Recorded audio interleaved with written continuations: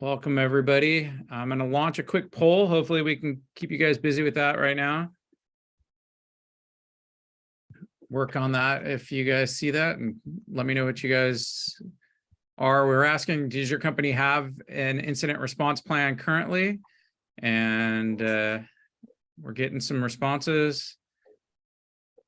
So right now, odds are most everybody does not, or actually it's split up thirds. So the third is pretty good. Yeah, we got one more person to answer, but okay. I'm going to go ahead and keep that poll open for just a second and start off with a little bit of housekeeping.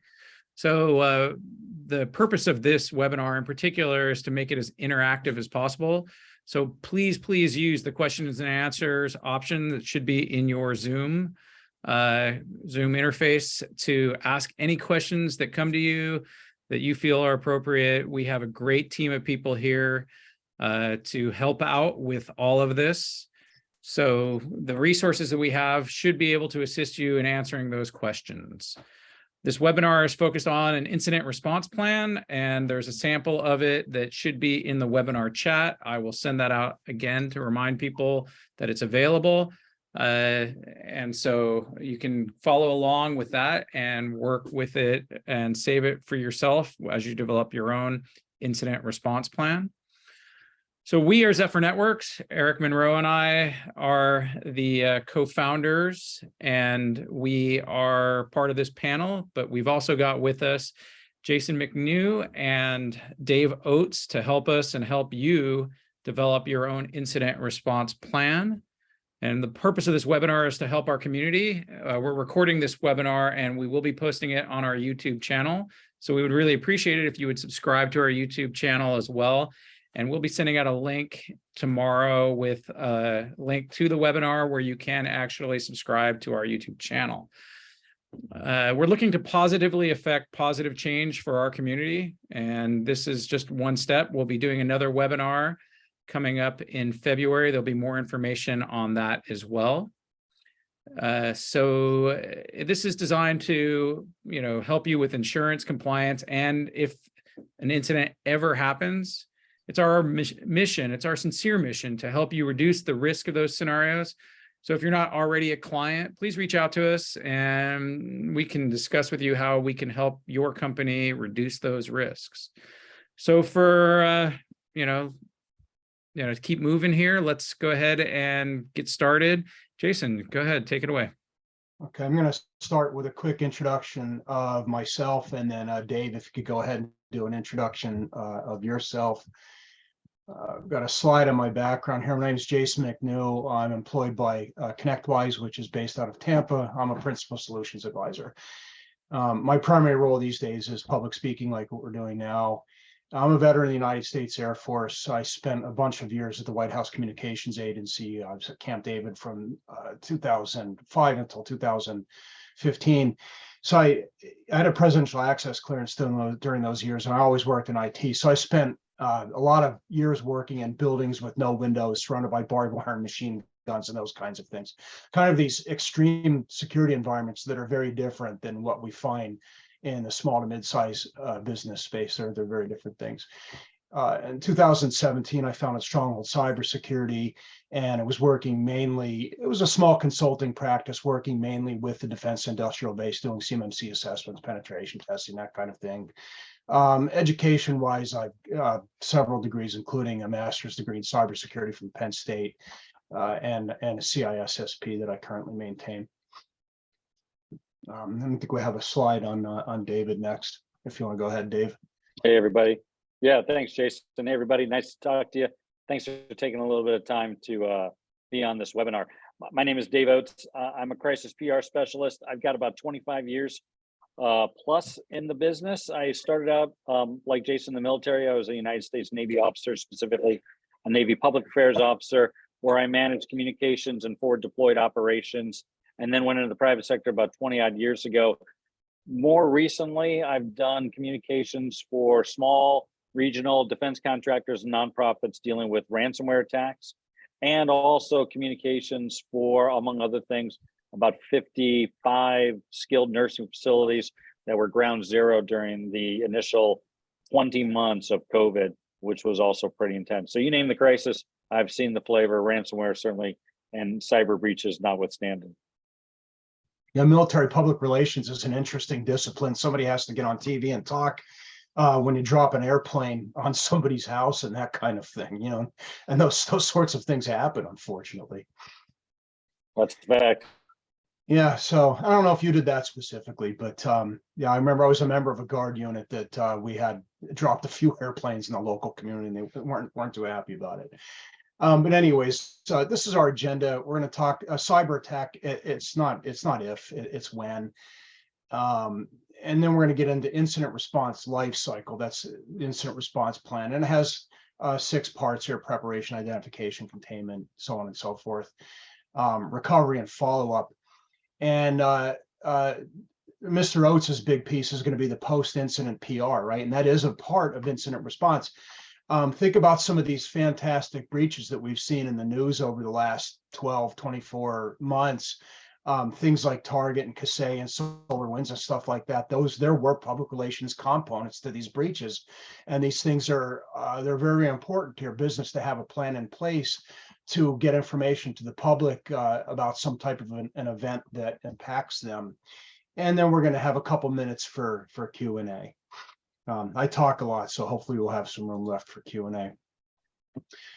Cyber attack, it's not if, it's when. And a person is still, the fact of the matter, a person is involved at the center of most security events. And I know this from an empirical perspective because I've done penetration testing myself.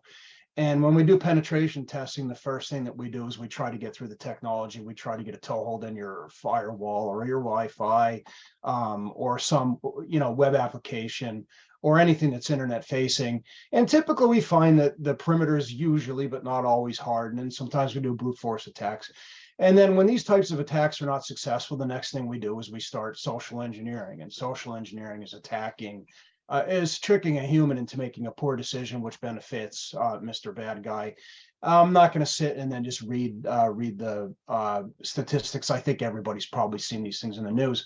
But in any case, these particular ones, they come from the 2022 Verizon data breach report. But look at the numbers. The 82% of breaches are a result from human elements. These numbers are very, very high. And this is why we have to train people, and then we have to have an incident response plan. This isn't the main focus of this webinar, but just there's a couple of things that you could do that will put a big dent in this stuff right off the bat. And good password hygiene is super important. Multi-factor authentication on everywhere that you practically can, and then email filters. And then defense in depth. And the reason we have an incident response plan is because we know an incident is going to happen. SMBs are targets. All organizations are being targeted by financially motivated organized crime actors. And the thing to think here, to remember here, is this is not personal. They are very entrepreneurial. They're very capitalistic. And most of the time, but not always, there are some other stories I could tell about that. But most of the time they're just trying to make money, and they're very unscrupulous. They don't care if you're an old person's home or a baby milk factory, or if you're a church or, you know, Goodwood. They don't care. You know what I mean? If they think that they can target you and they could get money out of you, then they're going to target you. Now, one of the analogies I like to make is, and I pointed out earlier that it's not a matter of if, but when, right? And this is true. Networks fall into 2 categories: networks that have been breached or networks that are going to get breached. And the analogy that I like to use for this is, imagine you were buying a house on the coast of Florida, right? You know what's going to happen eventually, right? Eventually you're going to get a Cat 3, 4, 5, or whatever is going to come in. It's going to blow the windows out and all this other stuff. So if you knew that, then what would you do? You would have an incident response plan of some kind. You might have plywood to board up the windows, water in the basement, some meals ready to eat, maybe radio batteries, that kind of stuff. That's an incident response plan of sorts. And I suppose the same thing might be true in Southern California. It's a seismic zone. So I think that you probably take similar precautions there. I live in Pennsylvania. We don't really have these problems too much. We don't have hurricanes and earthquakes here. So we're going to talk about the incident handling life cycle. And it's called a life cycle because basically you are always in one of these phases at any given time, period. Preparation, that's the phase that you need to be in, ideally. And then all these phases are critical to proper incident handling. Feedback loops are essential. And take a look at NIST 800-61, Computer Security Incident Handling Guide. And that's where the incident response plan comes from. And the best thing about NIST is all the standards are free. You could download all of them. Hundreds of pages of the NIST standards are free, unlike some of the other standards, like, ISO, for example, is not free. But NIST is free, and you could download 800-61 and then read the entire thing. And there's a link to it on the link that's in the chat. So there's a link to that, as well as to the ERP, the IRP. So we think about preparation here, right? And I have that on my next slide here, but preparation, you need to do vulnerability analysis, right? You need to know exactly where vulnerabilities are. We need to have detective and protective controls in place. We want to follow the NIST cybersecurity framework, something like that. So you need to have, as far as preparation, we want to have policies and procedures, administrative controls, technical controls. And these are all things that Zephyr Networks can help you with. Zephyr Networks could come in and then do an assessment for you, and they could say, well, this is where you are today, and this is where we need you to be in terms of policies, procedures, technical controls, administrative controls. Those things are all part of preparation. That's getting prepared for some type of an incident. The next piece of this is going to be detection and analysis, right? Detection, we're operating, we're doing our business, we're making widgets, we're serving people, we're selling hamburgers, we're doing whatever it is that we're doing. Now, detection, this is going to be a mix of detective and protective technology. Things like SIEM, intrusion detection, perch, so on and so forth, that are going to be monitored by Zephyr Networks for you. And when somebody's scanning your network, or they've hacked the machine or something like that, this detection is going to happen. And at this point, this is when analysis starts. We know that we have an event underway. So detection and analysis is the next thing. We know that something's happening. Okay, we have a piece of ransomware, a machine is infected, there's scanning going on in our network. And Zephyr has the technology and the people to detect all of these things as they happen. And once that happens, the next thing is going to be containment, eradication, and recovery. We need to contain this piece of malicious logic wherever it is, wipe it out, and then recover, run our backups, whatever we're going to do. And then there's post-incident activity. And the post-incident activity is, Dave is going to talk a little bit more about that. So we're going to get into the incident handling life cycle a little bit more. And I think I already covered preparation. Like I said, preparation, the first step in preparation really is to have an assessment, right? To have a written assessment of your IT infrastructure, policies, procedures, and then have our protective technologies in place. Things like EDR, MDR, SIEM, perch, antivirus, so on and so forth. All these other things that Zephyr Network can provide for you. And again, identification, I'm backtracking a little bit, but identification is there's something going on. What is it? So I have EDR in place, I have MDR in place, I have SIEM, I have perch, I have these other things, and I have a piece of malicious logic, or I have an account logging into a machine outside hours that it shouldn't be, or there's something scanning my internal network or something like that. That's going to be identification of an event in progress. Containment, again, containment is once I've identified an adverse event as it's happening, we're going to go and we're going to contain that. I think I covered all this already. I apologize, right? I'm going to go over it again. But eradication is actually wiping something out, right? And in the old days, boy, you guys might remember your antivirus would kick something off, and then you would go and find something, and then we're deleting files and picking through the registry and changing permissions and all this stuff. There was a time when you manually extracted a piece of malicious logic from an operating system. And I'm sure Mark and Eric, you probably remember those days. I don't miss them. Nowadays, we have automated technology that could do almost all of that in real time. And that things like Sentinel-1, that's called EDR, endpoint detection and response. And that could actually do all four of these things that we're looking at right here, including the recovery. And, just something that's interesting about this old school antivirus is pretty much dead. Old school antivirus is pattern recognition or pattern matching, rather, just strictly pattern matching. It could recognize a known piece of malicious logic. Modern antivirus and EDR and MDR, they have pattern recognition components and pattern matching components and components of artificial intelligence. And what that means, if you remember the WannaCry attack that went around a couple of years ago, that was North Korea took a piece of malicious logic that was leaked by the NSA, and then they wrapped it in a worm, they weaponized it, and then they unleashed that thing, and they unleashed it on Europe first. It started making the rounds in Europe. And that was actually poorly designed, that thing. If they designed that correctly, it could have made an absolute ton of money. It was kind of a stinker. I think it was overhyped. But even though that was brand new and it was a 0-day exploit at the time, Sentinel-1 recognized that and crushed that day one. So modern EDR like Sentinel-1 and some of these other ones, EDR and MDR, can actually recognize, let's say you write a brand new piece of malicious logic that's never been seen in the wild before. That's what's going to be known as a 0-day exploit. And modern endpoint protection could recognize something like that, its behavior, and then actually quarantine it, crush it, and then reverse the damage in real time while notifying somebody in the security operations center and then up channeling that to Zephyr so that they can contain these things for you.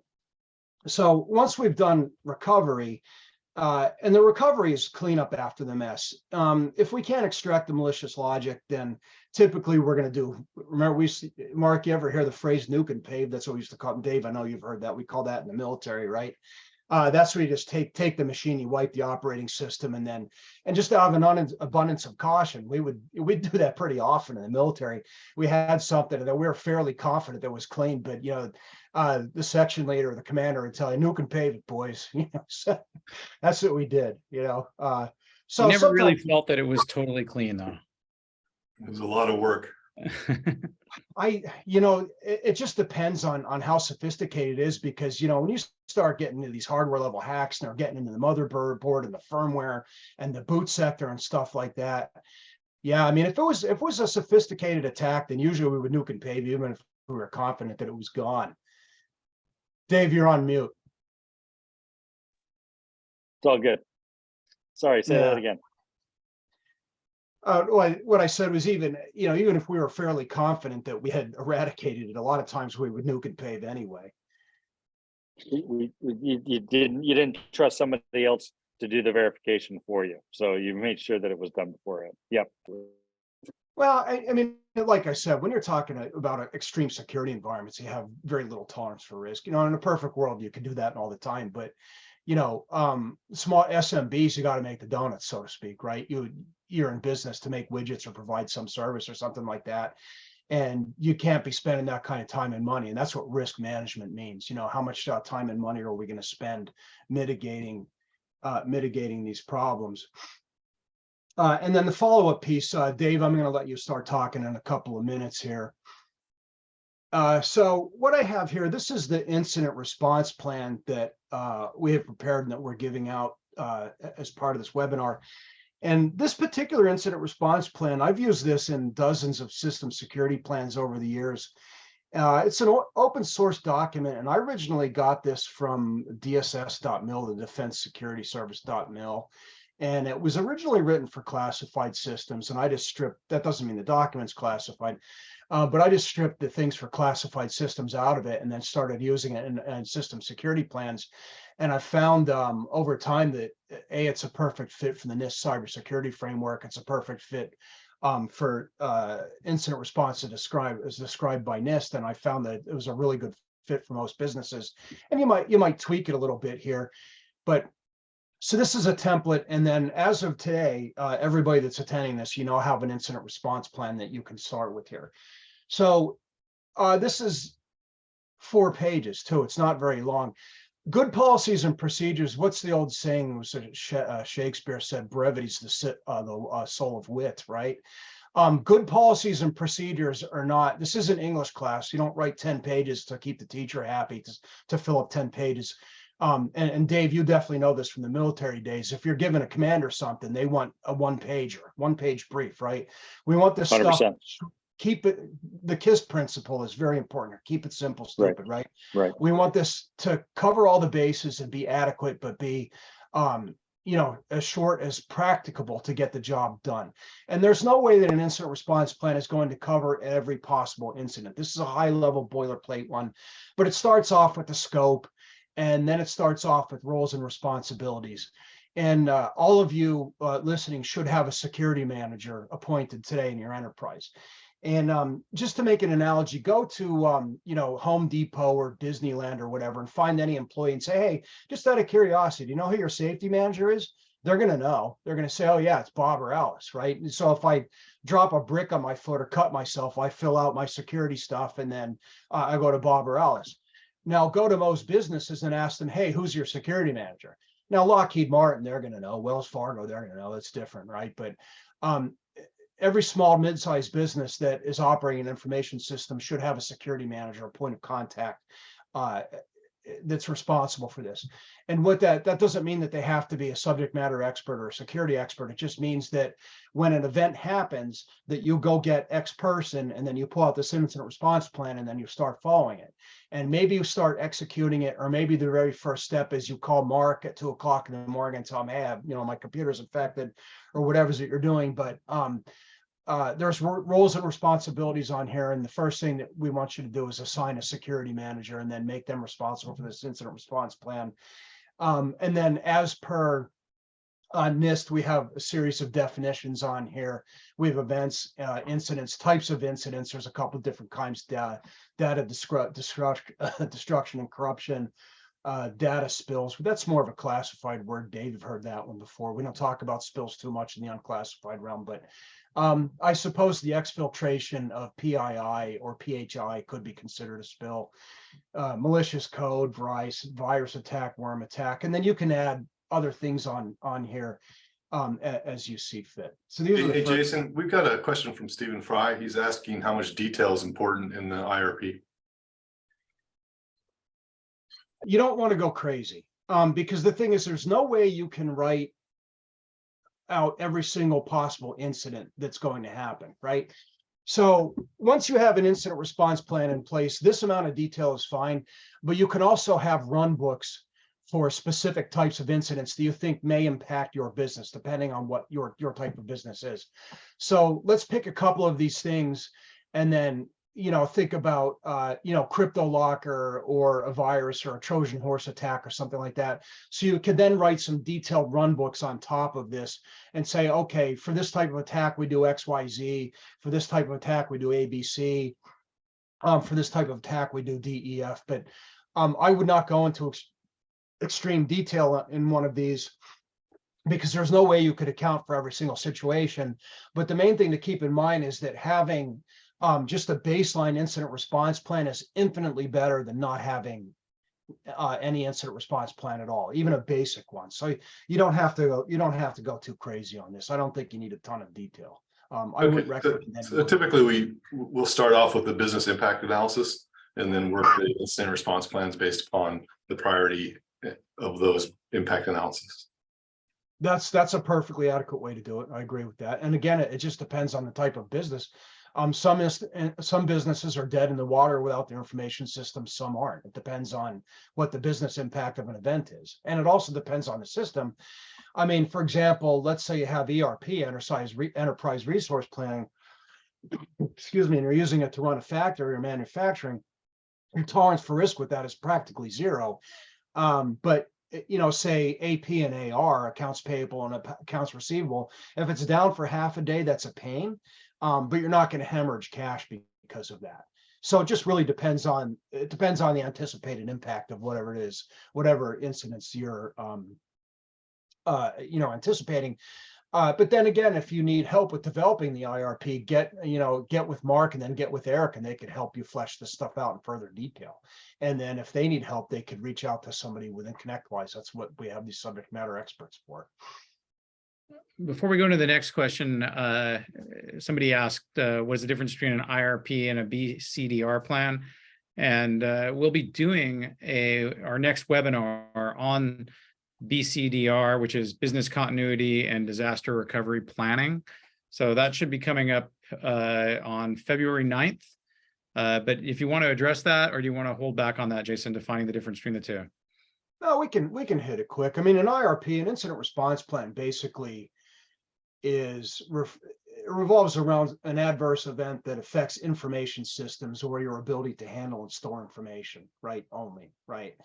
BCDR, business continuity and disaster recovery, earthquake, hurricane, that kind of stuff. Or, one example I heard, and this is interesting. We have a partner. I think everybody saw in the news what happened in Kenosha, right? ConnectWise has a partner, an MSP, that was in Kenosha when that happened. They were a block away from the riots and all these other things were going on. And they had a BCDR plan in place, a disaster recovery plan. And what they did was they pulled it out and they executed it. They locked their doors, they sent their people home. And they had no disruption in service whatsoever. Their customers didn't know anything happened. It was a pain in the butt for them internally, but their customers saw no impact whatsoever. And that was because they had a functioning BCDR that they kept updated and tested it. So not only you need to have this stuff, you need to test it periodically, depending on what type of events you anticipate, depending on where you are. I mean, the threats are just different. Are they natural threats? Are they man-made? Am I worried about the power going out? Am I losing communications? If you happen to be in Kyiv, I suppose you would have some different concerns right now. It just depends on where you are and what you're doing. And again, that's why we don't have a boilerplate one that fits everything. This covers most of the bases, though. So I'm going to go on the next slide here. And then this incident response will follow the following 6 steps. And here I already went over these, but I have these kind of laid out here, right, in the incident response plan. And I base my presentation here off of this incident response plan. And then the last page is simply a checklist, right? And this is kind of similar to, again, what I mentioned, if somebody drops something on their toes or, cuts themselves, almost every business has a safety checklist and a safety manager. And you don't have to follow this exactly, but you should have something that you fill out. And again, your incident manager or your security manager doesn't have to be somebody that's necessarily an expert or trained or anything like that. It should be probably one of your better IT people or your people who are technically strong, whoever that is. But you want to make them responsible for the incident response plan, have them oversee the training, make sure that everybody's receiving their cybersecurity training, and then have them run a mock incident response once a year, something like that. And then when an incident happens, depending on whether you're dealing with it internally or whether you're working with Zephyr, you could tailor this incident response plan. And then when something happens, they go get the security manager and then start filling this out. And from there, I'm going to hand this over to Dave, and Dave is going to start talking about public relations or his particular area of expertise. And boy, that's super important, because remember what I mentioned before, it's not a matter of if, it's a matter of when. Our networks fall into 2 categories. They fall into those that have been breached and those are going to get breached. You're going to have an incident eventually. That doesn't mean it's going to be a blockbuster or you're going to be in the news, but you might, you know what I mean? Let's say that you're sitting on a bunch of PHI or credit card numbers or some type of proprietary information, and it gets ripped off or it embarrasses the company. And it's going to impact your brand. Then you need to reach out to Dave, and Dave is going to help you with that. That part's really important. So I'm going to stop talking and then leave the next parts to you, Dave. Thanks, Jason. I'm going to just walk through in a high level what I think needs to happen in any sort of breach scenario, whether it's ransomware or whether it's some other outage of the sort. And I will tell you this, I have seen situations where organizations have done right in their initial responses, but have left audiences, whether that's employees, whether that's customers, whether that's business partners, whether that's the general public, if it gets into a news group, in the dark. And doing so, because they just haven't communicated all the good things that they've done at any sort of adequate level, they have debilitated their organization despite their best efforts in countering a cyber breach. So I will say this, oftentimes this is sort of a secondary tasking that organizations will plan and execute towards when it comes to a cyber attack. And I would say you have to look at it as mission essential, because if you don't gain and retain the trust and confidence of your staff members, of your customers, of your investors, of your business partners, nothing that you do in this case, in this situation, is going to stop you from seeing significant impacts to your profitability. And in some cases I have seen, and there's statistics that show this, small enough businesses literally go out of business as a result of a cyber attack. And the communications and what you're doing and how you're recovering from that and how you are going to rectify this and ensure it doesn't happen again is so important. So I'm going to boil it down to 4 things any organization of any size, nonprofit, for-profit, regardless of industry, need to think about in a post-incident PR response plan. The first thing is say as much as you can, as soon as you can. Say as much as you can, as soon as you can.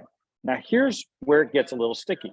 It gets sticky because a lot of legal experts, a lot of lawyers, your attorneys on staff will want you to make sure that you actually say as little as you have to. And there's understandable reasons to do so. There's liability issues, there's litigation matters. There are other factors in place that you may just not understand exactly what happened and how and by whom until well after the fact.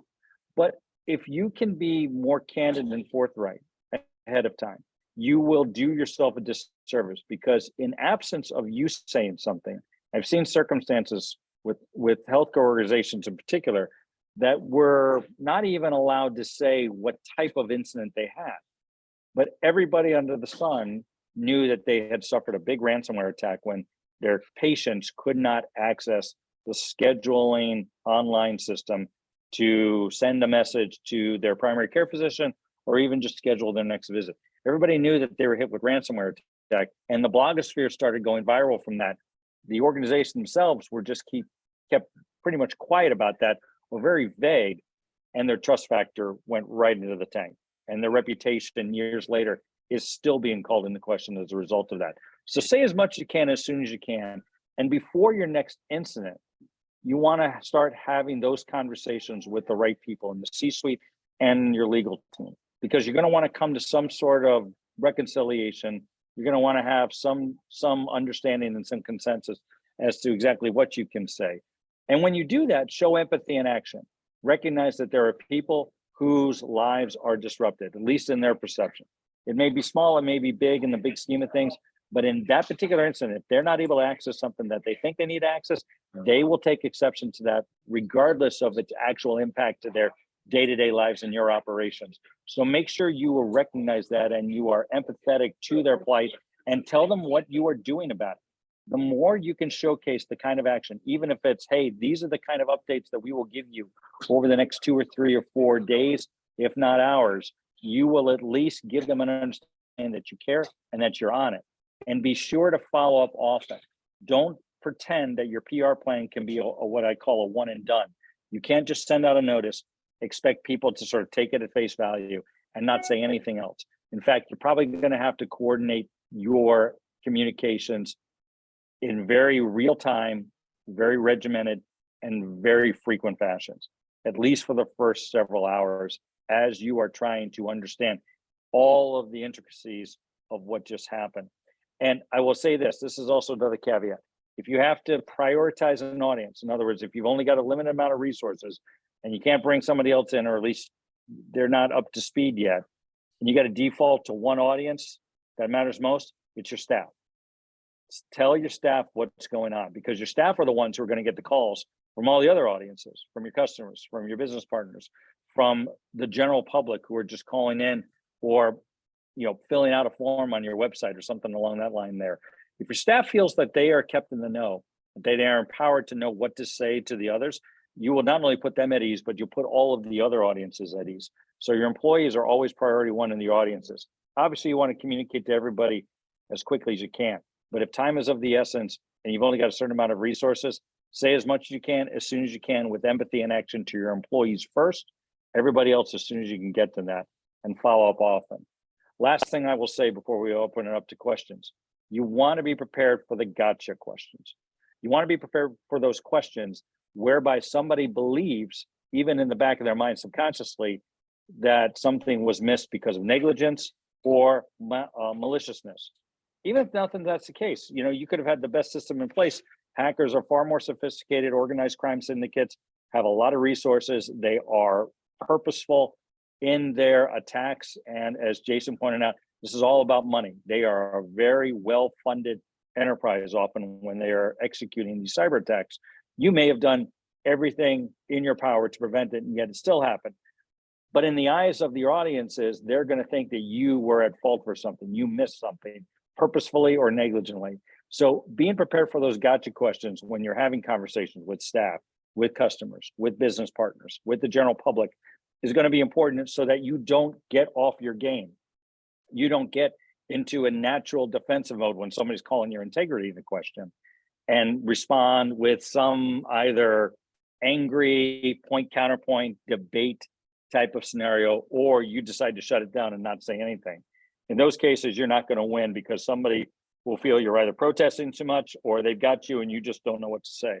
So be prepared for those. And these are scenarios that your communications team internally should think about. What are the natural questions that are going to arise and how are you going to respond to that and keep on message? Again, with empathy and action. And frequently, you'll be able to then allay the concerns, at least to some level, of those audiences, give you the bandwidth to be able to fix the network, identify the scope of the problem, and figure out ways in order to fix it so it doesn't happen again.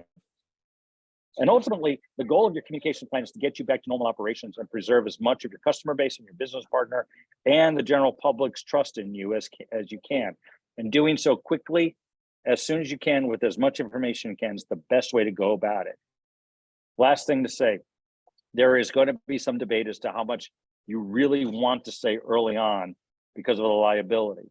And there should be a good, healthy discussion on that because you don't want to expose yourself unnecessarily to a liability, which then bring about a big cost factor to your organization, which inhibits your ability to grow.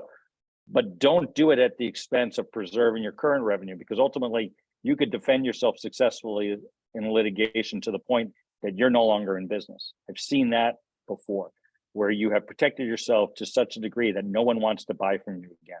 So communications at the outset as part of your incident response plan is important. Again, the 4 things: say as much as you can, as soon as you can, with empathy and action, follow up often, and prepare for the gotcha questions.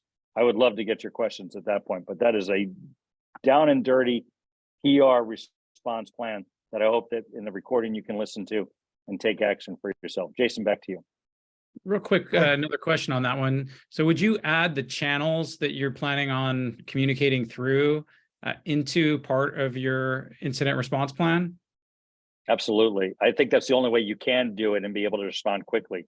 If you're trying to set those up after the fact, you'll just have a delay in your ability to communicate. And in absence of that, somebody else will explain your situation for you, even if they have no idea what's really going on from that. The narrative will be set. Keep this in mind too. Everybody that carries around a smartphone is by default a broadcaster. They have the power with their camera and their speaker and their social media accounts to say, speak, type any story they want from, with you, about you, and disparage your name without ever having a journalist's credentials or an FCC license. And that's the race that you are in.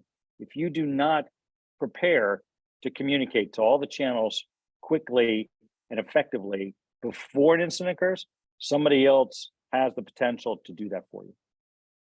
If I had to sum up everything that Dave just said, I think very simply what he's saying is honesty is the best policy.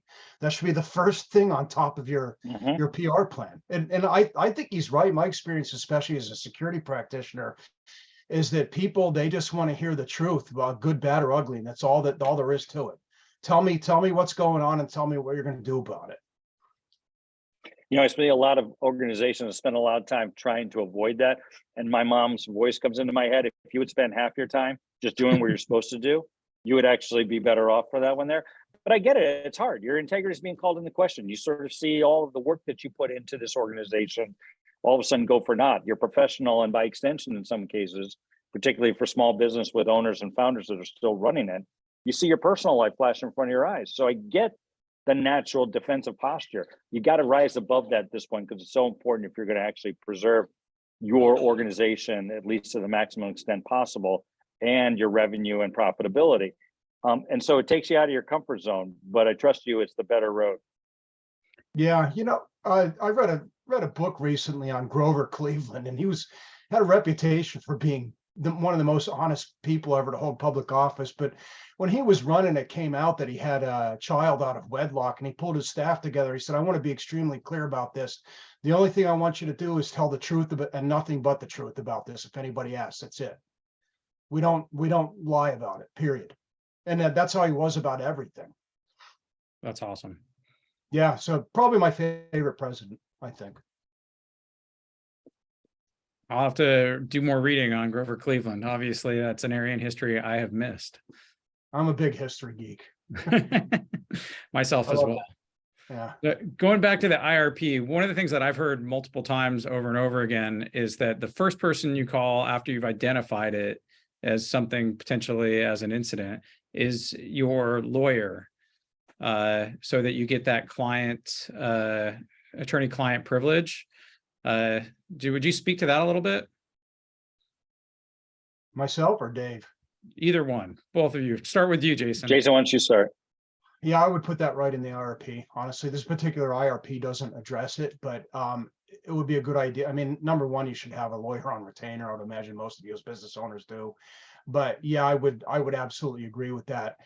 Just out of an abundance of caution, even if you think it's something minor, it might be a good idea to notify them. And yeah, they're going to chew into your retainer a little bit, and this is how lawyers are, right?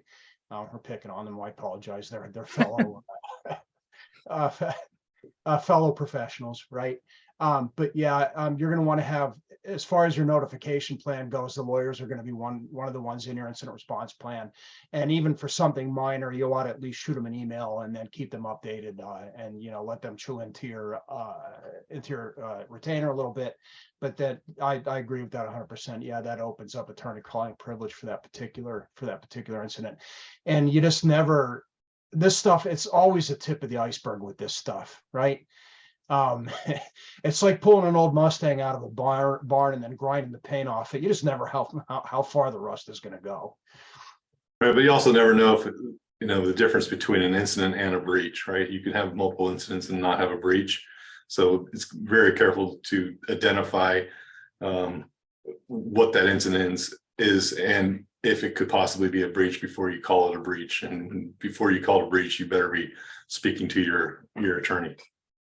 And I've also seen other cases, and I touched base on that, or at least alluded to it earlier, but I've read about cases where your APT, advanced persistent threat, your state-backed actors were trying to exfiltrate information from some organization, defense contractor or whatever. And what they do is they go in and they stage a ransomware attack to keep everybody distracted, while they're actually over here exfiltrating information. So sometimes they'll do that. They can be real magicians. Don't assume anything at the outset of an incident. Just to add to that, Jason, I agree with you. I think lawyers should be involved. And in fact, I think lawyers, if you plan ahead of time, should hire the rest of the people that you're bringing in to respond to this crisis. Because as Jason said, you then cover all of the conversations you're having internally under an attorney-client privilege, which is vital. But the one caveat I had, as I said before, is don't allow that individual to sort of stifle the necessary communications that you need to have with the publics at the expense of revenue, even if it does protect you a little bit more on the back end. There needs to be a healthy debate as to where the line draws, so that you make sure that you're able to return to normal operations, retain as much of your client and your business partner trust as well as the general public. At the same time, certainly create the necessary protections you have to reduce the liability risk in the long run. So it's a nice balance act, but I absolutely think the lawyers should be involved, and in many cases hire everybody else to keep all those internal debates and conversations privileged. Right. And of course, yeah, another one that you're going to be notifying right off the bat is going to be your insurance company or cybersecurity insurance company. Absolutely. And depending on exactly what you have on tap there, they may be the ones that send the incident response, the cleanup team out to deal with it. And I will tell you from my standpoint of PR, there are insurance policies, particularly when it comes to cyber breaches, that will pay for somebody like a communications expert to be able to help convey that, because they understand doing so can reduce your risk in the front end if you do it correctly. Yeah, and since we're on that subject, I'm going to touch base on cyber insurance real quick. One thing, when you fill out insurance for your car or your house, we're all so used to that. You look at all the bullets like, yeah, it has ABS, yeah, it has airbags, anti-theft, blah, blah, blah, right? Do not do that with your cyber insurance. Make sure you understand everything that's on it. If it's asking for things like SIEM and EDR and specific things, make sure you understand exactly what it is. And if you don't, call Mark and call Eric and then ask them about that. And they will explain these things to you and help you get them if you don't have them. And the reason why this is so important is because if you buy a cyber insurance policy and then you just check yes, yes, yes, and everything, and then you have a breach, they're going to come in and they're going to make sure you have what you said you have. And if you don't, they're not going to pay. And there's been a bunch of those things in the news. It's super important. So when you're applying for your cyber insurance policy, and if you're not completely sure what they're asking for, whether you have something, make sure you understand the question. And if you don't, reach out to Zephyr Networks and they'll help you with that. Yeah. In the preparation part in particular, and we got another question that it kind of applies to this, but in my, identifying where sensitive information is because of the fact of the extortion process that you were kind of mentioning earlier, would you consider identifying the location of that information a part of the plan as well? That's not part of an incident response plan, but that's part of preparation. When Zephyr Networks comes in and then does an assessment for your company, that's one of the things, depending on how in-depth the assessment is, that's one of the things you're going to talk about is what information do we have and where is it? Is it PII? Is it PHI? Is it cardholder data? Is it financial information? Is it some type of proprietary intellectual property? And we need to decide, what information, how critical it is, classified, so to speak. Is it public? Is it restricted? Is it confidential? So on and so forth. And then protected at the appropriate level. But that's all part of the identification phase. That comes way before the incident response plan. Gotcha. And Totally then, agree. yeah, the question is all my information is in the cloud. How can I address that in an incident response plan? I think you treat it the same way as you would any other, incident, right? You're going to build a plan out, who you're going to talk to, and what remedies you're going to execute. Yeah, I don't think that changes. It doesn't really change the spirit of the IRP. It changes other things operationally, but as far as the IRP goes, it's not going to be a whole lot different if you're all cloud versus on premise. Well, and I'll go one step further. I think there's a preconceived notion, at least I've seen it in some instances, where using a cloud service, you believe that you have now passed all the responsibility and accountability to that cloud provider. So if they don't communicate well to audiences, that's really on them, not on you. Can't be further from the truth. Customers entrusted you, business partners entrusted you, the general public entrusts you and your brand. You didn't abdicate that. You chose the cloud service. You chose the provider to help you operate your business.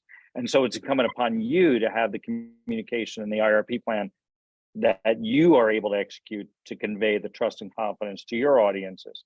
That responsibility does not go to somebody else just because there may be a contract agreement that says that they'll manage that. You still bear the responsibility in the eyes of the public. I think the term is shared responsibility. Read the terms of service on that stuff. It's so important. While it's true that the probability of losing your data permanently with a cloud service provider like Microsoft or Google is very low, if that happens, they are not legally or financially responsible for it. They're not. It says so in their terms of services. So you need to have backup. That's why you need to have BCDR in place for those things. Just because your data is sitting in Microsoft doesn't mean it's guaranteed 100%. You need to back that up somewhere else in case something happens. What if if your tenancy in Office 365 gets taken over with a phishing attack or something like that, and they wipe everything? That could happen. That's not Microsoft's fault. That's your fault. And the ironic thing is those same terms apply to cloud-based ERP solutions, accounting solutions. If they get hacked and lose your data, they also are shared responsibility. Yeah, cloud is not a silver bullet. Yeah. All right. Is there any other questions? If anybody out there has any more questions, now is a great time to ask. We're going to be closing up on this shortly. So if you have any other questions, please ask it now. And did anyone else have any closing thoughts? Jason? I think this is really valuable, and hopefully the spirit of making sure we're prepared, and the best thing that can happen out of this is that if something happens, you have a plan in front of you. Because when something happens and you don't have a plan in front of you, you're doing 10 times more work and 10 times more stress. That's exactly correct. Yeah. I mean, like I said, imagine if you're, in Fort Myers and the hurricane comes in, you don't have so much as a bottle of water in the house. What are you gonna do? Yeah. Yeah, if you haven't conveyed, if it hasn't happened to you, it will happen to you. That's the binary. It either has or it will. So the need to plan it is mission critical, and the time to plan it is right now when you don't have an incident. You don't want to be in a position where you're trying to figure that all out as your networks are going down. So hopefully we've given you some ideas as to the scope and the complexity of it, but in a way that you can make it actionable. If we've done that today, then I think we've done the service that we intended. Yeah. Thank you both very much.